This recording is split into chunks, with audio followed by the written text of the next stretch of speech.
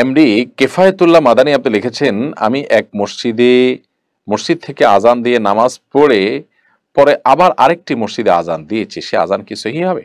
আপনি যে মসজিদ থেকে আজান দিয়ে নামাজ পড়ার পর আরেক মসজিদে গিয়ে আজান দিয়েছেন, সেটা আপনার কাজটা সঠিক হয়নি। এক ব্যক্তি দুই জায়গায় আজান দিবেন এরকম কোনো বিষয় শরিয়াতে এরকম কোনো নজির নেই। বরং আপনি আপনার জায়গায় আজান দিচ্ছেন, সালাত আদায় করেছেন, নতুন কোনো জায়গায় অন্য কেউ সালাত আদায় আজান দিবেন, কারণ আজান দেওয়ার লোকের তো এত টান পড়েনি যে আপনাকে একাধিক জায়গায় আজান দিতে হবে। ফাতেমা বেগম এআইডি থেকে আপনি লিখেছেন, আমার বাসার পাশে মহিলাদের জামাতে তারাবির নামাজ হয়, হুজুর খতম তারাবি পড়ান, যারা পড়ান তারা পর্দার আড়ালে থাকেন, মহিলারা পর্দার অপর পাশে এবং কিছু মহিলা ঘরের মধ্যে পড়েন, এভাবে পড়া যাবে কিনা? পুরুষদের তারাবি জামাতের মধ্যে মহিলারা আলাদা করে পর্দার সাথে সামিল হতে চাইলে হতে পারেন, যদিও মেয়েদের জন্য বাসা বাড়িতে নামাজ পড়া অধিকতর উত্তম বলেছেন নবী সাল্লাল্লাহু আলাইহি ওয়াসাল্লাম। আব্দুল সালাম লিখেছেন, বিশ্ব ইজতেমা সম্পর্কে অনেকে বলে থাকেন এটি বিদআত, এ জাতীয় কথাটা কতটুকু যথাযথ? বিশ্ব ইজতেমা বিদআত হতে যাবে কেন ভাই?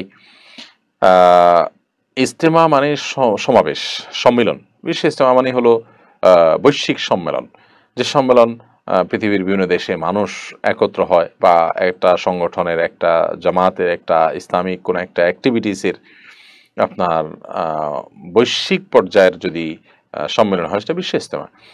তো এটা তো কোনো নাজায়েজ কিছু না।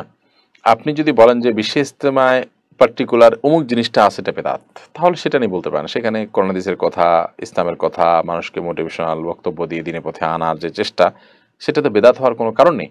যদি বলেন যে বছরে একবার এরকম 3 দিনের ইজতেমা করতে হবে, কোরআন হাদিসে কোথায় আছে, তো এটা তো বেদাত না, বেদাতের সংজ্ঞা সম্পর্কে আমাদের জানা হয়নি। তাহলে যদি কেউ বলে থাকেন এরকম, তাহলে কারণ হলো দ্বীনের ইলম অর্জন করার জন্য, দাওয়াতের জন্য কোনো একটা ফরম্যাট যদি কেউ বের করেন, সেই ফরম্যাটটা হলো জাস্ট দাওয়াত দেওয়ার একটা উপায়, একটা পন্থা। যেমন আমি কোরআন পাঠ করার জন্য কাগজের কোরআন ছাপিয়ে নিয়েছি, এটা একটা পন্থা মাত্র। এটা কিন্তু এবাদতের মধ্যে কোনো বৃদ্ধি না, জাস্ট এবাদত করতে সহায়ক হয় সেরকম কিছু আমি করলাম। আমরা যে রেহাল ব্যবহার করি, কোরআন হাদিসে কি আছে? নাই। আমরা যে আলেম হওয়ার জন্য 10 বছর 12 বছরের কোর্সের কথা বলি, কোরআন হাদিসে কি এইভাবে কোনো বছর ভিত্তিক কোর্সের কথা বলা আছে? নাই। তার মানে কি এগুলো সব বেদাত? বেদাত না। বেদাত হবে তখন যখন ইবাদতের পদ্ধতির মধ্যে, ইবাদতের প্রক্রিয়ার মধ্যে, পরিমাণের মধ্যে আমরা কোনো প্রকার সংযোজন বিয়োজন করবো, তখন। বিধায় বিশেষ ইজতেমা এরকম আরো দিনই বিভিন্ন প্রোগ্রাম আছে, আমরা অনেকে এই যে সাপ্তাহিক আমরা লাইভ অনুষ্ঠান করি, তাহলে কি এটাকে বেদাত বলবেন? কোনো আলেম তো এটাকে বেদাত বলেন না। বিধায় এটা বেদাতের সংজ্ঞা না বোঝার কারণে অনেকে বলে থাকেন। সালমা ইসলাম তন্দরা এআইডি থেকে আপনি লিখেছেন, কোন আমল করলে সংসারে শান্তি বজায় রাখা যাবে এবং তৃতীয় ব্যক্তির বদনজর থেকে সংসারকে রক্ষা করা যাবে? সকাল সন্ধ্যার দোয়াগুলো খুব বেশি আমল করবেন, তিনকুল, বিসমিল্লাহিল্লাযী হাসমিহি, এগুলো খুব বেশি পড়বেন, বদনজর যাতে না লাগে, বদনজর থেকে বাঁচার জন্য এই সকাল সন্ধ্যার আমলগুলো গুরুত্বপূর্ণ। এছাড়া নিজের মধ্যকার অশান্তি যাতে নষ্ট না হয় সেজন্য যথাসম্ভব আল্লাহ সুবহানাহু ওয়া তাআলার কাছে দোয়া করবেন, এবং সকল বস্তুর অনিষ্ট থেকে বাঁচার জন্য নবী সাল্লাল্লাহু আলাইহি ওয়াসাল্লামের যে আমলগুলো আছে সেগুলো করতে থাকবেন, ইনশাআল্লাহ আল্লাহ তাআলা হেফাজত রাখবেন। জেনেস জাবিয়ান এই আইডি থেকে আপনি লিখেছেন, স্বামী দ্বিতীয় বিয়ে করার পর সমানভাবে না দেখলে কি প্রথম স্ত্রীকে তালাক দিতে পারবে? স্বামী দ্বিতীয় বিয়ে করার পর যদি সমানভাবে না দেখেন, তাহলে প্রথম স্ত্রী স্বামীকে তালাক দিতে পারবেন কিনা? উত্তর হলো, স্বামীকে তো আসলে স্ত্রী কখনো তালাক দিতে পারে না, স্ত্রী নিজের প্রতি নিজে তালাক গ্রহণ করতে পারে না। এখন কোথাও নিজের প্রতি নিজে তালাক কখন গ্রহণ করতে পারবেন? যদি স্বামী তার স্ত্রীকে অর্পিত তালাকের পাওয়ার দিয়ে থাকে, কাবিন নামাতে আমাদের দেশে 17-18 নম্বর কলামে যেটা আছে সেটা যদি পূরণ করা হয়ে থাকে এবং স্বামী সেখানে সিগনেচার করে থাকে বিয়ের পর, তাহলে সেক্ষেত্রে স্ত্রীকে পাওয়ার দেওয়া হয়ে গেল। পাওয়ার দেওয়া হয়ে গেলে এবার সেখানে যে শর্তের ভিত্তিতে পাওয়ার দেওয়া হলো, সেরকম শর্ত পাওয়া গেলে তার ভিত্তিতে, যেমন তার মধ্যে লেখা থাকে যে আমার ভরণ পোষণ না দিলে, আমার খোঁজ খবর না নিলে আমি তালাক গ্রহণ করতে পারবো। এই যদি স্ত্রী পাওয়ার দিয়ে থাকেন, তাহলে স্ত্রী নিজের প্রতি নিজে তালাক গ্রহণ করে বলতে পারেন যে আমার নিজের নফসের প্রতি আমি তালাক গ্রহণ করলাম, এভাবে করলে তালাক হতে পারে। এনামুল হাসান আপনি লিখেছেন, আমরা দুজন ওয়াদা করেছিলাম একে অপরকে বিয়ে করবো, এখন মেয়ে আমার থেকে কোনো কারণে সরে যেতে চাইছে, এখন আমাদের মধ্যে যে ওয়াদা হয়েছে তা ভঙ্গ হচ্ছে, এর জন্য কে দায়ী হবে? প্রথম কথা হলো, বিয়ে করার যদি পরিকল্পনা করে না কেউ অন্যকে এবং ভালো লাগে দিনই কারণে অন্তত, তাহলে সেক্ষেত্রে অভিভাবকের মাধ্যমে বিয়ের ব্যবস্থা করা উচিত। কিন্তু কোনো কারণে যদি সেরকম সুযোগ না হয়, বরং এটা হারাম সম্পর্ক, রিলেশন তৈরি হওয়ার একটা মাধ্যম হয়, যে ঠিক আছে বিয়ে করবো, আমরা তো চূড়ান্তই করলাম, তাহলে যেহেতু আমরা ওয়াদা করেছি তাহলে এখন আপাতত হাই হ্যালো চলতে থাকুক। তাহলে এই হারামের পথ থাকলে সেই জায়গা থেকে বরং সরে আসা কর্তব্য।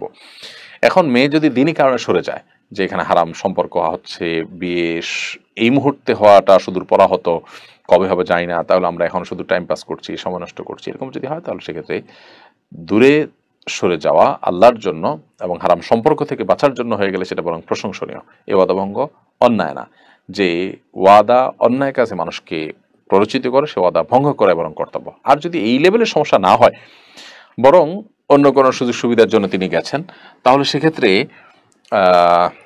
এই জাতীয় ওয়াদা রক্ষা করার যদি সুযোগ থাকে এবং দিনই কোনো কারণ ছাড়া যদি ওয়াদা ভঙ্গ করা হয়, তাহলে সেক্ষেত্রে সেটা অবশ্যই প্রশংসনীয় হবে না। যার কারণ হবে তিনি মন্দ কাজ করছেন এবং অভিভাবকদের মাধ্যমে বিবাহের আয়োজন করা উচিত। তবে কোনো প্রকার বিবাহ বহির্ভূত হাই হ্যালো যোগাযোগ, আড্ডা, সময় কাটানো, এরকম হারাম কোনো সম্পর্ক করা ছাড়া। যদি সেরকম সম্পর্ক হয় তাহলে বরং এটা ভঙ্গ করাটাই উত্তম। আরিফুর রহমান লিখেছেন, জিনের অস্তিত্ব সম্পর্কে জানতে চাই। জিনের অস্তিত্ব আছে, এটাকে অস্বীকার করলে ঈমান থাকবে না।